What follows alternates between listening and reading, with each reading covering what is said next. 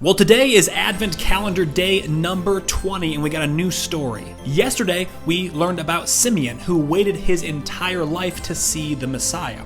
And today's story is similar, in the same place at the same time, but a different character. Luke 2:36. There was also a prophet, Anna, the daughter of Penuel of the tribe of Asher.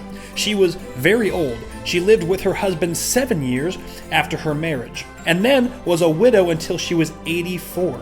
She never left the temple, but worshipped night and day, fasting and praying. Okay, so Anna was 84 years old. She had been married, but for only 7 years, and then for the rest of the time, she was a widow. In that culture, widows had really no social status. They would have been considered, I guess, the bottom dwellers of society. She would have had no support, no power, 100% dependent on others for her survival. And for sure, she would have been one of the most forgotten and certainly most vulnerable people in society. Now, if you're Anna, you can choose to throw a pity party because of this. You can choose to be down on yourself because of your poor, unfortunate luck, but that is not what Anna did. Instead, as we read in verse 37, Anna spent day and night, literally every single day and every single night at the temple. And she didn't just sit there at the temple, she was fasting, worshiping, and praying. She devoted herself to God. And this is very significant. In that culture, being married is incredibly important. That's where you would get your financial security from.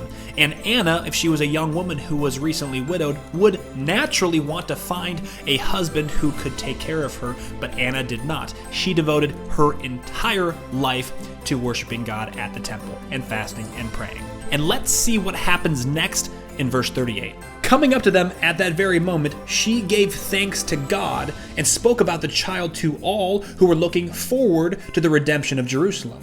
When Joseph and Mary had done everything required by the law of the Lord, they returned to Galilee to their own town of Nazareth. So Anna reacted very similar to the way that Simeon reacted to seeing Jesus. She worshiped God. But there is a key differentiation between what Simeon did and what Anna did. The scriptures say that she spoke about the child to all people who were looking forward to the redemption of Jerusalem. She was the first female evangelist, sharing the good news of Jesus to anyone who has ears to listen. Which kind of brings me to an interesting concept. Now, for me personally, I serve as a leader in my local church, and something that I see consistently is that the ones who are doing the most amount of evangelizing typically, not always, but typically tend to be younger people.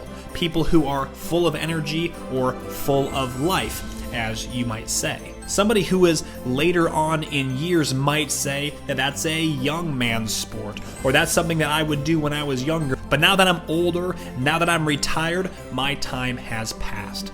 But that thinking is entirely untrue and certainly unbiblical. Look at Anna here.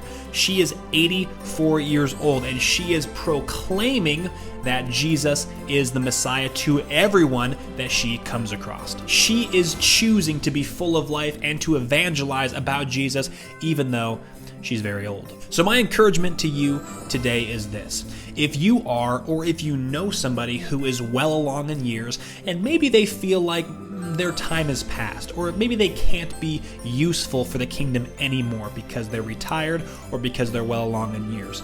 My encouragement is that according to the Bible, that is not true. So if you know somebody like that, encourage them that God is not done with you yet. Thank you so much for tuning into today's episode. Don't forget to pick up your Learn the Bible in a Year book. There's the free digital copy. The link to that is in the description of this video. And just as a reminder, we are starting the Learn the Bible in a Year series on this channel starting January 1st. So let's make sure that we're getting ready for that. So pick up your free copy of Learn the Bible in a Year. And I will see you on Advent Calendar Day number 21 tomorrow.